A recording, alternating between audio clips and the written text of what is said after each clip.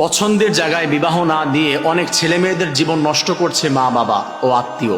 প্রিয় ভাই ও বোনেরা, প্রিয় মা বাবারা, ভালো মতো শুনুন। ছেলে মেয়েদের পছন্দ আছে, বিবাহ সুন্দর একটি বিধান আল্লাহ তাআলার পক্ষ থেকে এসেছে। এই সুন্দর বিধানটি তাদের অধিকারগুলো নষ্ট করে দিয়ে আপনি অন্য জায়গায় বিবাহ দিয়ে অনেক সময় জীবন নষ্ট করে ফেলেন।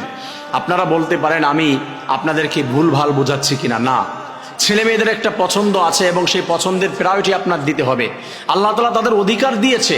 একটা ছেলে চাইলে যে যখন অ্যাডাল্ট হয়ে যায় তখন সে চাইলে তার পছন্দ অনুযায়ী বিবাহ করতে পারে। একটা মেয়ে যখন অ্যাডাল্ট হয়ে যায় তখন শরীয়ত ও গভর্নমেন্ট তাকে রাইটস দিয়েছে, সে চাইলে বিবাহ করতে পারে। কিন্তু আপনি বাবা, আপনি মা, আপনি আত্মীয় কি করছেন, তার আপনার পছন্দ অনুযায়ী আপনার ছোটবেলার বন্ধুত্ব টিকিয়ে রাখার জন্য আপনি ছেলে মেয়েদেরকে সে জায়গায় বিয়ে দিয়ে দিচ্ছেন। আপনি কিছু টাকার কারণে ছেলে মেয়েদেরকে আপনার পছন্দ অনুযায়ী বিয়ে দিচ্ছেন। আপনি কিছু বন্ধু আপনার পদ পজিশন টিকিয়ে রাখার জন্য আপনি ক্ষমতার লোভে নেতার মেয়ের সাথে আপনার ছেলেকে বিয়ে দিচ্ছেন, নেতার ছেলের সাথে আপনার মেয়েকে বিবাহ দিচ্ছেন। ইভেন অনেকগুলি কারণে রয়েছে যে ছেলে মেয়েদেরকে তার পছন্দের বাহিরে গিয়ে বিয়ে দিয়ে দিচ্ছেন। মনে রাখবেন, এটা একটি ফরজ বিধানও বটে, মাঝে মাঝে ফরজ হয়ে যায়। এই বিধানের ভিতরে তাদেরকে আল্লাহ অধিকার দিয়েছেন। ছেলে মেয়ে যদি সম্মতি না দেয় মনের বাহিরে গিয়ে, তাহলে আপনি সেখানে বিবাহ দিতে পারবেন না, সম্পূর্ণ হারাম।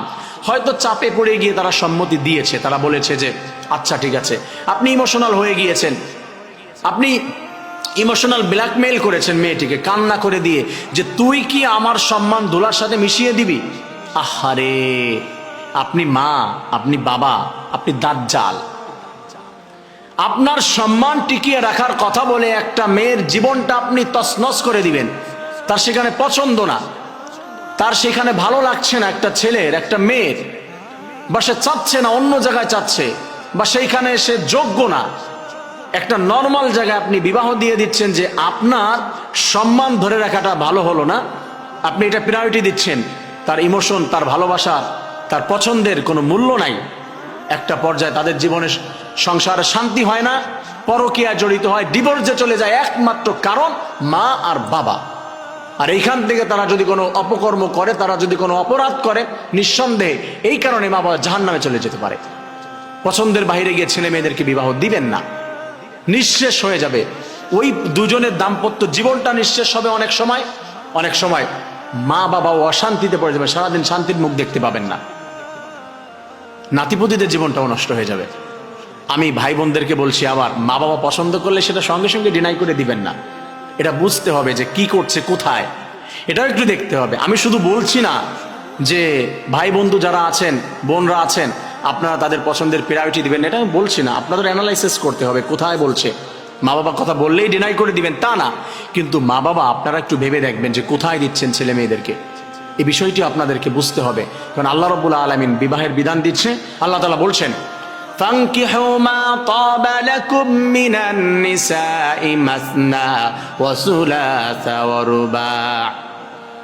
আমি আল্লাহ তাআলা তোমাদেরকে বিবাহ করার জন্য বিধান দিয়ে দিলাম। প্রয়োজন হলে বিবাহ করো, সামর্থ্য থাকলে তুমি বিবাহ করো, একটা করো, দুইটা করো, তিনটা করো, চারটা করো। চারটা পর্যন্ত তোমাদেরকে আমি আল্লাহ তাআলা সুযোগ করে দিয়েছি। আর এই বিবাহ যখন তোমাদের বয়স হয়ে গিয়েছে, তোমরা চাইলে নিজেরাও বিয়ে করতে পারবে। তবে মনে রাখবে, মা বাবার মনে কষ্ট দিয়ে তাদেরকে কান্না করায় জীবনে কোনোদিন শান্তি পাওয়া যায় না। ফালা তাকুল্লাহুমা উফ, মা বাবাকে উফ শব্দ বলানো যাবে না, এটাও মনে রাখতে হবে। প্রিয় ভাই বোনেরা, মা বাবা যদি উফ বলে জাহান্নামে চলে যেতে পারেন। কিন্তু ওটা আবার আমি সহজ করে দিচ্ছি না যে আপনি মা বাবা চাইলেই এই কারণে তাদের প্রতি চাপিয়ে দিতে পারবেন কোনো ছেলে মেয়ে আর তারা সেইভাবে বিয়ে করে নিবে না। এটা বিবেচনা করতে হবে, উভয় পক্ষের সম্মতি নিয়ে তারপরে একটা কার্যক্রমে যেতে হবে।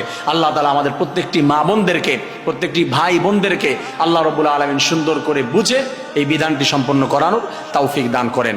আমিন।